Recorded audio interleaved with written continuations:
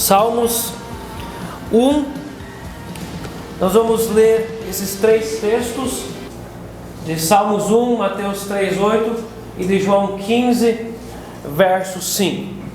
O salmista, ele começa falando de Macários, porta aberta, bem-aventurado o homem que não anda no conselho dos ímpios. A primeira bem-aventurança desse texto está conectada em deixar pessoas, conselho dos ímpios, não se detém no caminho dos pecadores.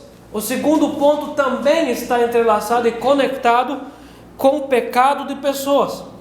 E o terceiro ponto, nem se assenta na roda dos escarnecedores, também está conectado com pessoas com comportamentos pecaminosos. E então ele diz: qual que é o grande caminho da bem-aventurança? Antes o seu prazer está na lei do Senhor, e na sua lei medita de dia e de noite. O que é meditar? É numa palavra mais popular, eu chamo isso de ruminar. Eu venho no estudo bíblico e eu ouço a palavra, e essa palavra fica na minha cabeça e eu fico meditando na palavra. Hoje cedo eu fiz o meu devocional, eu comecei a ler Isaías e eu continuei meditando durante o dia no capítulo 1, 2 e o 3. E muitas coisas me vêm à mente. Não é sentar e ler a Bíblia e esquecer.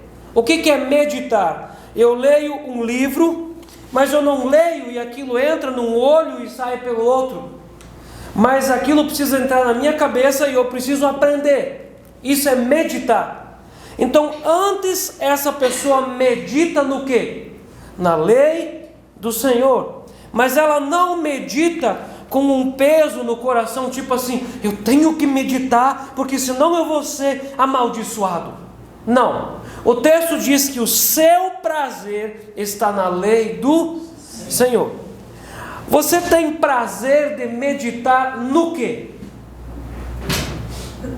O que toma os teus pensamentos? Se você colocar isso na peneira de Deus, passa ou reprova. O texto diz: antes o seu prazer está na lei do Senhor, e na sua lei medita dia e noite. Então o salmista preparou o terreno para dizer para mim e para você o verso 3. Ele é como a árvore plantada junto à corrente de águas, que no seu devido tempo dá o seu fruto, e cuja folhagem não murcha, e tudo quanto ele faz será bem sucedido. Em 2022, o nosso tema era posicionamento. Nós falamos durante o ano todo muito sobre posicionamento, baseado em Mateus 5,37. Seja o teu sim, sim, o teu não, não, que passar disso vem do maligno. Você precisa se posicionar para você desenvolver salvação. No ano passado nós falamos muito, e Deus nos encaminhou sempre de novo para esse tema, não apenas ouvir, mas praticar, baseado em Tiago capítulo 1. E nós não podemos apenas ouvir, temos que praticar, senão nós somos hipócritas. E nesse ano de 2024, nós vamos trabalhar o tema crescendo em Cristo. Nós precisamos crescer. E de muitas coisas que eu meditei, uma das coisas que eu descobri, que na Bíblia não tem como desconectar crescimento de produção de frutos. Por muitas vezes eu achava que crescimento era uma coisa e produção de frutos é outra. Depende do estudo, talvez sim, mas na Bíblia não. Todas as vezes que a Bíblia vai falar que parou de crescer, automaticamente está o verbo grego lá junto que parou de produzir. Quando a Bíblia fala que está crescendo, logo ela está indicando que vai produzir. E quando a Bíblia fala de produção de frutos, então o texto sempre vai se agradar daquela situação num termo de crescimento. Está crescendo, está tudo certo. E todos os seres vivos que Deus criou nascem, crescem e produzem. Todos. A não ser as pedras. Mas eu acho que até tem pedras que esfarelam e produzem novas pedras. Mas tudo que Deus criou, tudo que é saudável, que tem saúde, nasce, cresce e produz. Desde quando Deus criou as árvores, os capins, a relva, quando Deus criou os grandes e os pequenos animais, quando Deus ordenou que o mar desse peixes e a terra desse animais, quando Deus ordenou que vivessem e se reproduzissem, todos os seres vivos que Deus criou nascem, crescem e produzem quando estão saudáveis. E dessa mesma forma, o convertido em Cristo precisa crescer. Precisa crescer. Você precisa dizer para você assim: eu preciso crescer. Irmãos, nós precisamos crescer. Nós somos muito ignorantes se nós achamos que nós já sabemos tudo e conhecemos Deus. Algumas igrejas, as pessoas pensam que elas decoraram os 10 mandamentos, sabem o Pai Nosso e está tudo certo.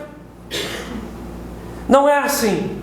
Nós precisamos crescer e crescer em Cristo. E uma igreja que é saudável precisa crescer em entendimento. Uma igreja que é saudável, tem saúde espiritual, precisa crescer em entendimento e precisa crescer em números. Uma igreja doente é uma igreja que morre. Uma igreja doente é uma igreja que não se reproduz. Um rebanho que é infértil, improdutivo, é um rebanho que não produz novas ovelhas. Uma igreja que é saudável é uma igreja que produz novos convertidos e cada ano vai ter batismos e aliança com Deus. Uma igreja que é saudável cresce em entendimento e também cresce em números, conhecimento e intimidade.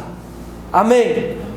Eu quero que você olhe junto comigo, depois que nós olhamos o texto aqui, dos Salmos primeiro, olha de novo o 3, para você ver que a conexão do crescimento sempre está conectada com produção. Ele é como a árvore plantada junto à corrente de águas, que no devido tempo dá o seu fruto, e cuja folhagem não murcha, e tudo quanto ele faz será bem sucedido, que é produção de frutos a partir das mãos. Mateus 3,8. Nós conhecemos a pregação do João Batista. Não é necessário ler toda ela, mas uma das recomendações da pregação do Evangelho é uma ordem: produzir, pois, frutos dignos de arrependimento. Esses frutos dignos de arrependimento é produzir comportamento, caráter de gente convertida. Não é possível que alguém diga: eu aceitei Jesus Cristo como meu Senhor, mas não tem mudança de caráter, não tem mudança de pensamento. Eu preciso olhar para mim mesmo e ficar surpreso às vezes e dizer: meu Deus, como Deus me mudou, como eu sou diferente, como eu estou pensando diferente. Nossa, eu comparo a minha vida com a vida do ano passado, do ano retrasado. Glória a Deus, eu consegui vencer mais aquele pecado, crescer e desenvolver naquela área. Isso é produzir frutos dignos de arrependimento. E quanto mais nós conhecemos e crescemos em Cristo, maior é a nossa habilidade de nos arrependermos dos pecados, confessar pecado e abandonar pecado. Produzir, pois, frutos dignos de arrependimento. Próximo texto, João 15, verso 5. O texto começa falando que Jesus é a videira verdadeira e Deus é o agricultor. E vai falando de produção de frutos. E no 5 Jesus diz assim: eu sou a videira verdadeira, vós os ramos. Quem permanece em mim e eu nele, esse dá muito fruto, porque sem mim nada podeis fazer. No Salmo 1 nós temos lá 3 elementos de sair da presença de pessoas. Salmo 1, verso 1, fala de 3 aspectos de sair da presença de pessoas ímpias. O verso 2 fala do aspecto de ter prazer na palavra, de ter prazer na Bíblia, para produzir frutos. E o verso 3 fala do resultado que dá obedecer o verso 1 e obedecer o verso 2. Ele é como a árvore plantada junto à corrente das águas e produz fruto no seu tempo, e tudo o que ele faz é bem sucedido. O capítulo lá de Mateus, capítulo 3, verso 8, fala de produzir frutos dignos de arrependimento. E o verso 5 do capítulo 15 de João diz aqui que nós precisamos permanecer em Cristo para que tudo isso aconteça. É necessário permanecer em Cristo. Eu sou a videira verdadeira, vós os ramos. Quem permanece em mim e eu nele, esse dá muito fruto. Não um pouquinho de fruto, não minguadinho, não assim que você precisa se esforçar para ver que tem fruto. Não é assim que você precisa pegar uma lupa para ver fruto, ou um microscópio. Mas é fruto em abundância. Todo mundo enxerga que você produz frutos dignos de arrependimento. Não é necessário nem contar. É visível, muito fruto. Porque sem mim nada podeis fazer. Em Lucas 13, versos 6 ao 9. Nós não vamos procurar esse texto. Mas em Lucas 13, Jesus conta a história de uma figueira que estava plantada em meio a uma vinha. Então o dono da vinha chega e diz para o empregado: há 3 anos eu passo aqui e eu quero ver frutos, e ela não produz frutos. Pega e corta. Então o empregado diz para o patrão: não, vamos dar chance para ela mais 1 ano. Vamos adubar ela, e se em 1 ano ela não produzir frutos, aí nós vamos cortar. Aquela figueira, ela parou no processo de crescimento por falta de adubação. O texto deixa claro. O texto não fala se depois de adubada ela produziu ou não, mas o texto todo nos encaminha para entender que depois que ela foi cuidada, ela poderia produzir. Amém? Agora você pode olhar comigo, Hebreus capítulo 5, verso 12. Esse texto aqui foi escrito para uma das igrejas em Jerusalém. Nós não sabemos o autor, mas nós sabemos o problema que estava acontecendo nessa igreja. E o autor diz assim: pois com efeito, quando devíeis ser mestres, atendendo ao tempo decorrido, tendes novamente a necessidade de que alguém vos ensine de novo quais são os princípios elementares dos oráculos de Deus. Assim vos tornastes como necessitados de leite e não de alimento sólido. Esses líderes, essas pessoas dessa igreja não evoluíram no processo de crescimento. Eles não evoluíram. Eles estavam ali na igreja muitos e muitos anos, mas eles não cresceram. Eles pararam, eles estabilizaram, estagnaram, pararam de crescer. E no mundo espiritual não se para, imediatamente se caminha para trás. Quem parou, automaticamente volta de ré. Então, para essas pessoas, o autor está dizendo: vocês já deveriam ser líderes, e vocês estão aí sentados, e de novo a gente tem que explicar a palavra de Deus para vocês. 1 Coríntios capítulo 3. Você vai ver comigo o nível espiritual que essas pessoas da igreja aqui viviam. Há muitos anos elas estavam ali assentadas no culto todo sábado ou todo domingo. E quando Paulo foi pregar para elas ensinar, o que ele encontrou na igreja? Eu, porém, irmãos, não vos pude falar como a espirituais, e sim como a carnais, como a crianças em Cristo. O que é uma criança em Cristo? Como um recém-nascido, mas estavam anos na igreja, não tinham crescido. Verso 2: leite vos dei a beber, não vos dei alimento sólido, porque ainda não podíeis suportá-lo, nem ainda agora podeis, porque ainda sois carnais. É possível alguém estar anos e anos na igreja e ser carnal? Essas pessoas aqui eram carnais. Quando o apóstolo Paulo pensou: agora vou passar para a próxima fase de ensino, vou falar sobre dons espirituais, sobre falar em línguas, sobre ouvir melhor a Deus, não conseguiu. Por quê? Porque eles ainda estavam na fase de criancinhas, não tinham crescido. Quando eu estava lendo esse livro aqui do Sam Sasser, ele fala uma coisa muito importante, muito interessante, sobre paralisia infantil espiritual na igreja. Na página 40, quando você vai comprar e ler esse livro, você vai passar por isso. E ele fala sobre paralisia infantil que muitas igrejas têm.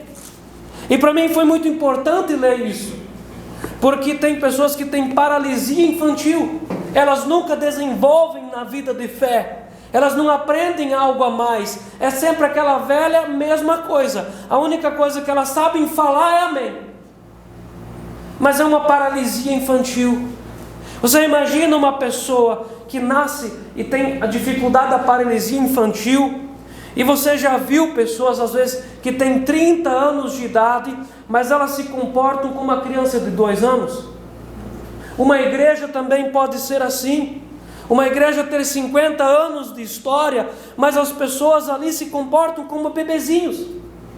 Um crente também pode ser assim. Eu tenho 50 anos de igreja, mas ele se comporta como um bebezinho. Ainda está engatinhando, ou às vezes lá, só parado recebendo o leitinho espiritual. Uma bebezinha de 5, 6 meses não consegue cozinhar a sua comida, nem de 1 ano. Mas ela deita lá e só espera o leitinho. Era assim que essas pessoas dos Coríntios estavam. E Paulo diz: leite vos dei a beber, não pude vos dar alimento sólido, porque vocês são carnais. Eles pararam de crescer.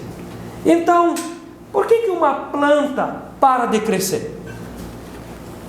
Vamos jogar isso aqui para o plano da agronomia.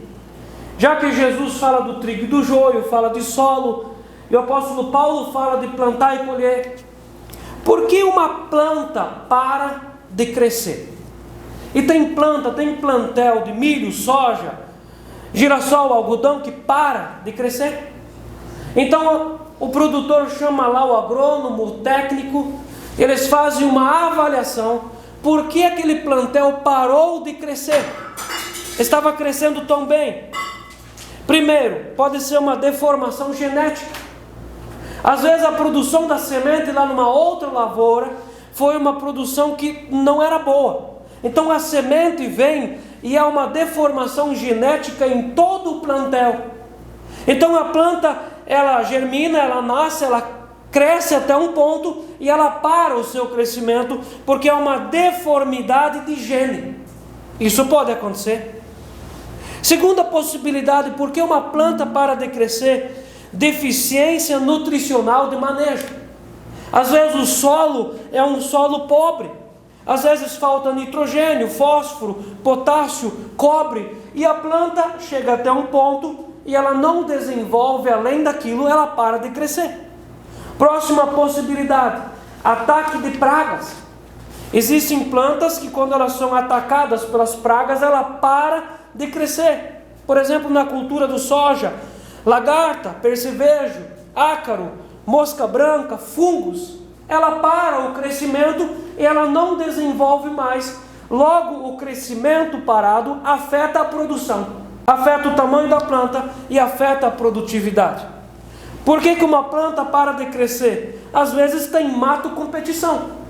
Nós temos aqui um agrônomo e às vezes lá o produtor não acertou o produto defensivo para a erva daninha, e então o mato competição compete com a planta e o soja ou o milho não desenvolve porque a competição é muito grande.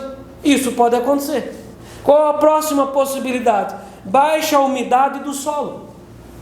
Às vezes não tem mato competição, não há deficiência de solo, mas não chove. E o produtor também não tem irrigação e a planta para de crescer, afetando a produção. Na área espiritual também funciona assim. O cristão é como uma planta. O apóstolo Paulo fala em Colossenses capítulo 1, verso 13 em diante, que nós, os cristãos, são tirados de um reino, do império das trevas, e colocados no reino de Deus.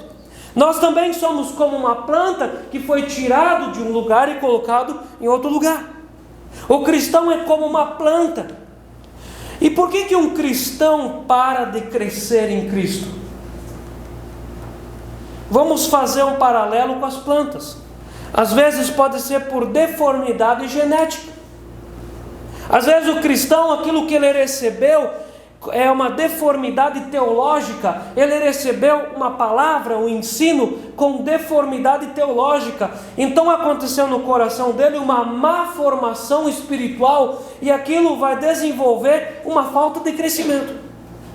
Se eu analiso a minha vida e eu não estou crescendo em Cristo, pode ser que você, da tua vida, tem uma teologia estranha, ou uma teologia errada, uma má formação genética espiritual. A paralisia espiritual causada por crer diferente de como as Escrituras ensinam, e isso tira a produção, isso tira o crescimento. A pessoa às vezes está anos e anos na igreja, estagnada, mas ela não cresce. Por quê? Porque ela tem uma má formação teológica. E isso também pode vir por crer em algo e praticar o oposto. Aquelas pessoas da igreja de Tiago, elas criam, porque elas tinham ouvido, elas criam corretamente, mas elas viviam inapropriadamente, ao oposto da palavra. Em segundo lugar, porque um cristão para de crescer? Deficiência nutricional. Nós somos como uma planta, e assim como nós nos alimentamos várias vezes por dia, para o nosso estômago, o nosso organismo, assim nós precisamos nos alimentar na palavra também. A alma tem fome, o espírito tem fome, mas se aquele cristão não se alimenta da palavra, ele vai parar de crescer. Pouca Bíblia, pouco livro cristão. Às vezes a única coisa que a pessoa leu até hoje foi uma figurinha da escola dominical quando ela era criança. Nós temos que aprender a ler livros, ler a Bíblia. A anemia espiritual, por conta da pouca ingestão alimentar, tira o crescimento, gente. Se você quer crescer, você precisa se alimentar bem, encher a tua alma com Bíblia. Próxima possibilidade: ataque de pragas. Nós somos como uma planta, e se as pragas atacam e não se coloca um defensivo, a planta para de crescer. E nessa nossa vida, a nossa luta é contra o diabo, contra a carne e contra o mundo. E qual que é a pior praga de todas? O pecado. Quando a pessoa tem pecado na vida dela, ela não consegue crescer. Porque o pecado é uma mordaça, o pecado é um freio que segura. Quem tem pecado na vida não consegue adorar, não consegue cantar, não consegue servir, não consegue orar. Quem tem pecado na vida, ela está como debaixo de uma grande pedra, sufocada, e o pecado mata de dentro para fora. É uma praga, é a pior praga. Falta de disciplina espiritual é uma praga. Ficar em contato com heresias é uma praga que freia o crescimento das pessoas. Um cristão pode parar de crescer por quê? Mata competição. Em Mateus capítulo 13, verso 7, a parábola dos 4 solos, o terceiro solo, Jesus fala de espinhos que sufocaram a boa semente do trigo. Há coisas que sufocam a vida cristã da pessoa. Em Mateus 13, 22, quando Jesus explica a parábola, Jesus diz assim: o que são esses espinhos? Os cuidados do mundo, a fascinação pelas riquezas, e sufocam a palavra, e ela fica infrutífera. Se você tem coisas na tua vida, mata competição. Influência da mídia é mata competição. E quantas pessoas dão o seu coração para a mídia, gastam o seu tempo enorme na mídia, celular e tanta coisa, e isso sufoca o que você recebe no culto. Influência de pessoas sufoca a tua salvação. Nós temos muitas vezes declarado no estudo bíblico, baseado nas Escrituras, que parentela é uma das coisas que tritura a vida cristã. Sufoca e mata as pessoas.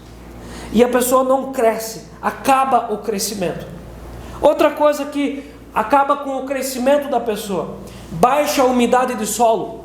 Nós somos como uma planta, nós precisamos também receber água.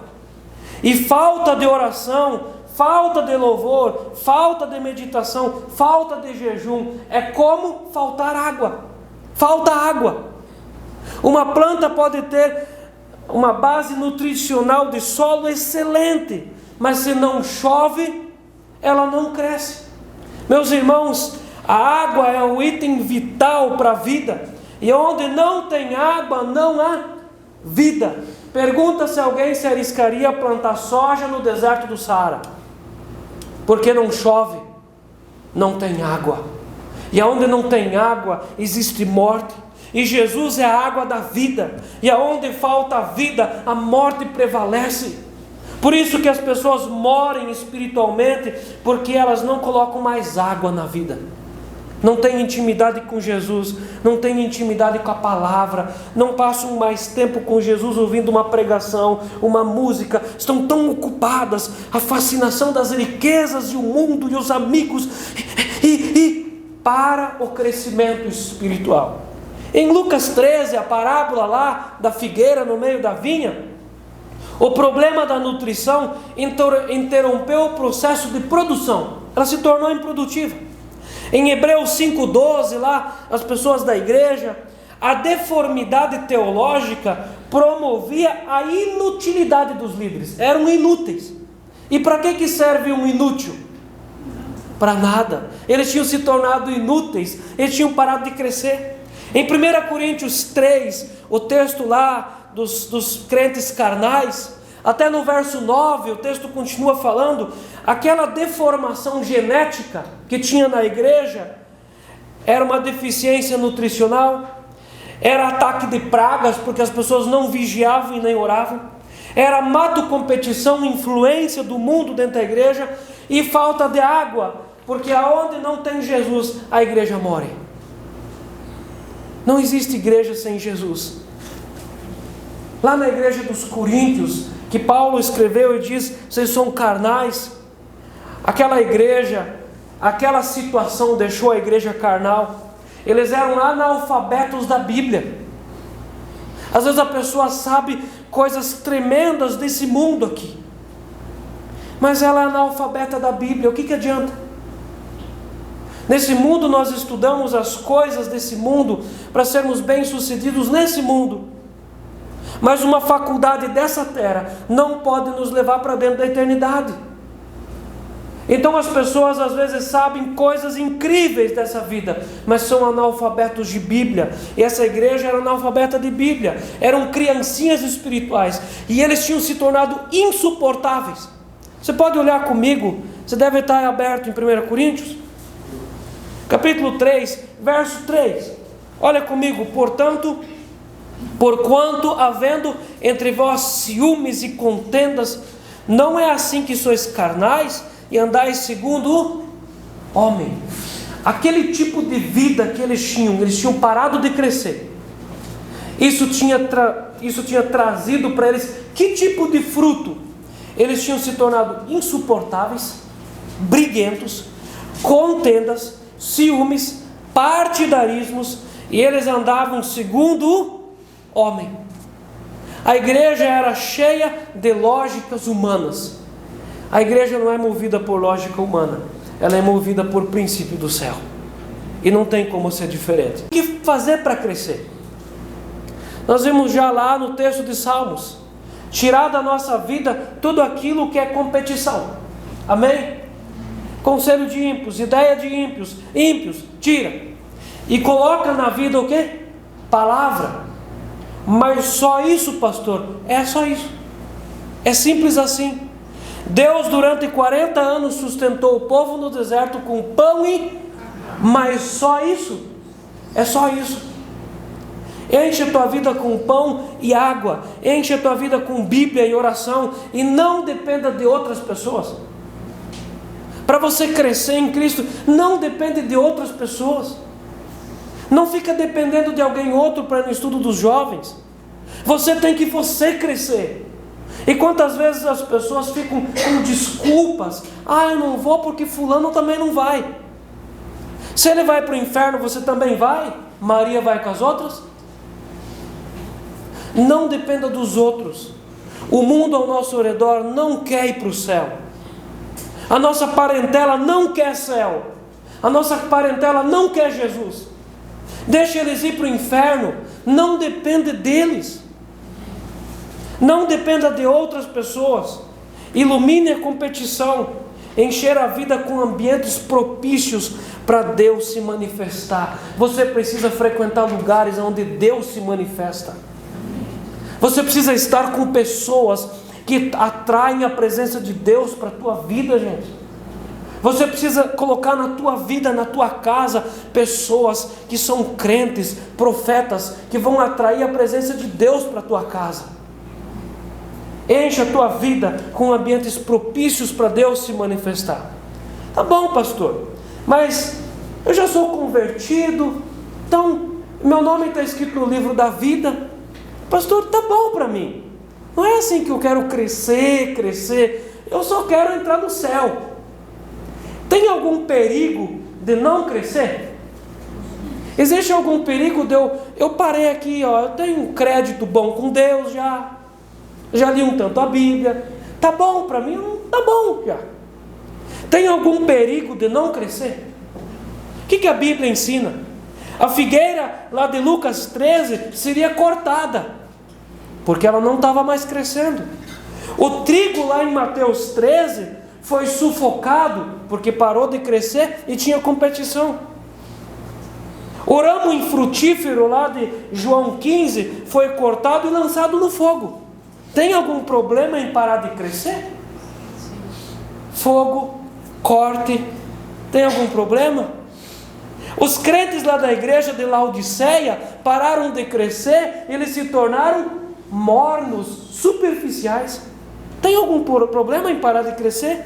Quem não cresce perde a essência do cristianismo, porque está na essência de Deus, crescer, desenvolver, conhecer e conhecer outros lugares em Cristo. E por que eu preciso crescer? Me dá alguns argumentos, por que eu tenho que crescer em Cristo? Primeiro, crescimento é um princípio da vida. Quando Deus criou, Deus ordenou o crescimento e a reprodução. É um princípio da vida. Cresce. Outro princípio, Jesus cresceu em graça e sabedoria. Lucas 2,52. Se Jesus cresceu, quem sou eu para dizer, tá bom? Se Jesus cresceu em graça e sabedoria, eu também preciso crescer. A igreja primitiva crescia na doutrina, na comunhão e na oração. E esse crescimento, ele está no DNA da igreja, crescer. Atos 2, capítulo 2, verso 42. Se a igreja de Atos crescia, que princípio que isso dá para mim? Que a igreja precisa crescer na doutrina, na comunhão e na oração. Na Bíblia, na comunhão entre os irmãos e falar com Deus na oração. E para a gente terminar, a igreja primitiva crescia também em números. Atos 2, 47. O texto diz que iam sendo acrescentados pessoas que iam sendo salvas. Pessoas iam fazendo aliança com Deus. Porque uma igreja que é saudável é uma igreja que estende salvação para as outras pessoas. E crescer precisa estar dentro do nosso desejo. Eu quero crescer. Eu quero ver essa igreja encher de pessoas. Eu quero ter mais pessoas fazendo batismo e se consagrando ao Senhor Jesus. Crescimento é uma das nossas metas. Crescer em Cristo. O crescimento mais necessário para o cristão é crescer em Cristo Jesus. Amém. Crescendo em Cristo. Você pode fechar os teus olhos em nome de Jesus. Assim, Senhor Deus, nós declaramos começado já as atividades desse ano de 2024. Senhor Deus, eu tenho absoluta certeza que o Senhor vai trabalhar e ministrar essa igreja aqui durante muitas e milhares de vezes. Em nome de Jesus, Pai, eu clamo diante da Tua presença crescimento, Senhor. Eu quero viver, eu quero experimentar, eu quero sobre mim e sobre todos aqui crescimento. Crescimento em Cristo, crescimento nos dons espirituais, crescimento em entendimento espiritual, mas também crescimento em salvos. Mais pessoas fazendo aliança com o Senhor, Pai. Crescer em obediência, crescer em leitura bíblica, crescer, Senhor, na Tua presença. Em nome de Jesus. Amém. Vale mais ter mil do que em outro lugar. O seu esconderijo eu encontrei abrigo.